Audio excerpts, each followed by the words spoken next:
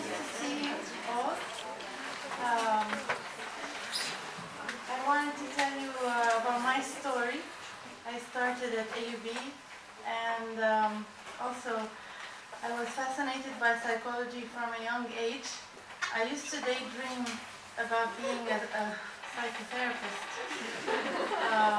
while studying for my brevet and bac 1 and so on. So at a very young age, and that didn't happen. That didn't really materialize, but this is how it started, I think. And anyway, when I started getting closer to entering university, I became fascinated with medicine as well, and specifically anesthesiology. I wanted to be an anesthesiologist. I will be honest, I'll tell you why. I thought at the time, I was 16, 17, and I thought at the time, I really genuinely believed that I was gonna be married to my then boyfriend very soon. And I thought that the hours of an anesthesiologist would be so convenient.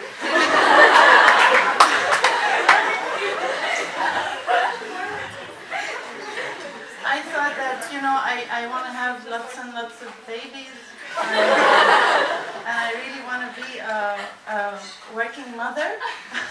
And so I figured, you know, anesthesiology, that's simple. You go there 6 a.m., you give them the medication, the shot, and that's it. You go home and you take care of the babies. But none of that happened. And over the years, I realized that anesthesiologists do have to work at times other than 6 or 7 a.m. So I did join AUB as a nursing student, and truly so that I get to anesthesiology. I was really serious about that. But I took, like Haytham, but not with Haytham. I didn't take 202 with May. I took all other psych courses with her, though. But I did take 202 as a nursing student, and I completely fell in love with it. I got to the chapter on schizophrenia, and it reminded me of my daydreams about seeing patients, and you know. And so I immediately transferred. I put in a request to transfer to psychology. I had applied to psychology and got accepted, so I knew I could do it, and I did. And then I took all the courses with you. But while in the BA program, I took, at the time it was SPS 221, Psychology of Learning. And I just fell in love with it. I fell in love with, I think it was Skinner, not Pavlov. I liked Pavlov, I continue to like him, but my passion was for behavior analysis. I was just mesmerized by how hopeful it was. And what I mean by hopeful was that you're not stuck with some personality trait, according to behavioral psychologists. You have some conditions in the environment, and of course we believe in the importance of biology, but you have also the emphasis on environmental factors and how you can change them to change the outcomes. And so I really liked that. I appreciated the fact that behavioral psychologists didn't look at means and group means, basically, is what I'm saying. They look at individual differences and study them. They study them under the microscope. And I really thought that was something special in the field of psychology. And I pursued it. How did I pursue it? I took all the courses that I could take at the time that related to behavioral psychology, and I did a lot of reading in journals, especially Journal of the Experimental Analysis of Behavior, and not applied. Notice, I ended up being more in the applied field, but my passion started in the experimental side. And what I did, I worked for about 1.5 years as a research assistant, and that really prepared me for graduate school. I applied to every single program that I could find that taught behavioral psychology. The internet had just started, and I did rely on the internet, but I also relied on affiliations of scholars whose writings I was reading and whose work I really appreciated. And this led me to the City University of New York, and like 13 other universities to which I applied. But it was only the City University of New York that gave me a science fellowship for the duration of the PhD program, master's and PhD. And that was the main reason why I went there. I had gotten accepted in a few other programs, but I didn't receive a fellowship or some kind of scholarship to them. And so I went there, and I worked with two amazing scholars in the field, Lanny Fields in behavioral and experimental behavior analysis, and Claire Poulson, who became my dissertation advisor, who was an expert in applied behavior analysis and developmental disorders, particularly autism. And this is what led me to working on my dissertation in the field of applied behavior analysis and autism. And so that was in the US, in New York. Aside from taking courses, I taught courses as an adjunct faculty at CUNY, and I also worked at an institute for children with autism, a behavioral institute, and I loved it there because you could see how the science can be applied to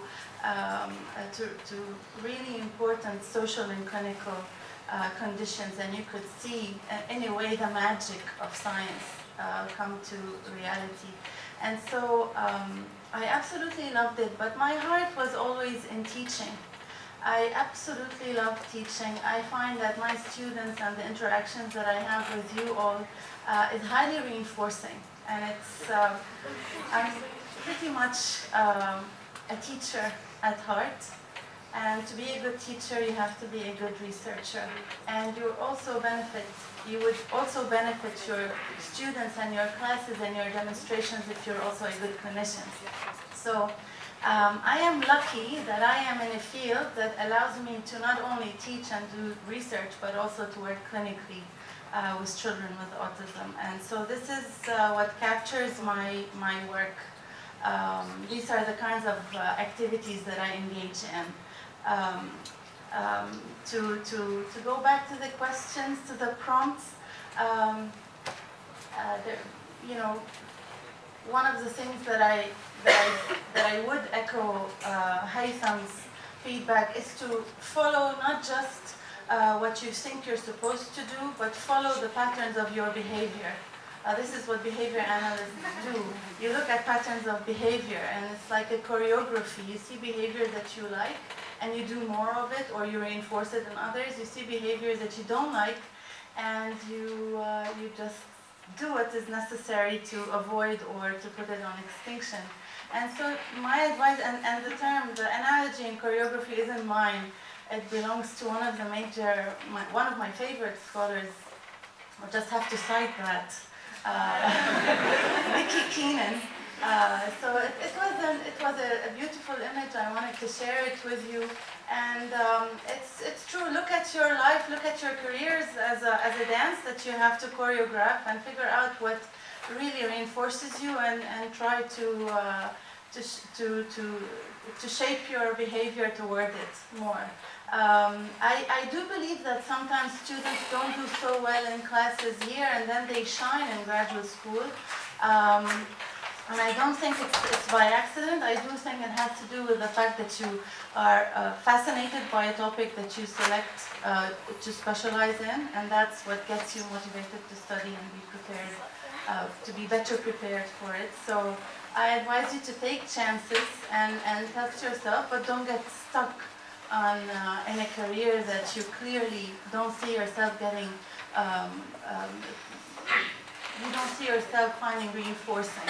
I do believe that you are responsible for your rate of reinforcement. So Don't blame it on anyone else. Just follow the patterns and look at the stimuli, look at the environmental contingencies that will get you to produce the best behavior yet. If you're interested in a career in behavior analysis, I advise you to talk to me. I will, or email me. I have several websites, several ideas, several opportunities that I can share with you. And the most important thing that I want to leave you with is that in applied behavior analysis, probably you're hearing a lot about that now. It's becoming more and more popular, and especially in autism intervention. It's a science. It's not something that you can just take a class in and feel that you are a behavior analyst. So if you're interested in that, you have to dedicate time and effort and take it seriously. And in a place like Lebanon, unfortunately, we need to take care to make sure that we are doing our best to be, not to follow the crowd. There's a lot of, unfortunately, there are lots of shops that open up and they call themselves clinics and applied behavior analysis services. And so just be careful when you want to go for clinical internships. Just be careful that you're going to a place that is, even if it's not certified or accredited, we don't have that many here. That's a good place that will give you opportunities that are science-based and ethically run. Thank you.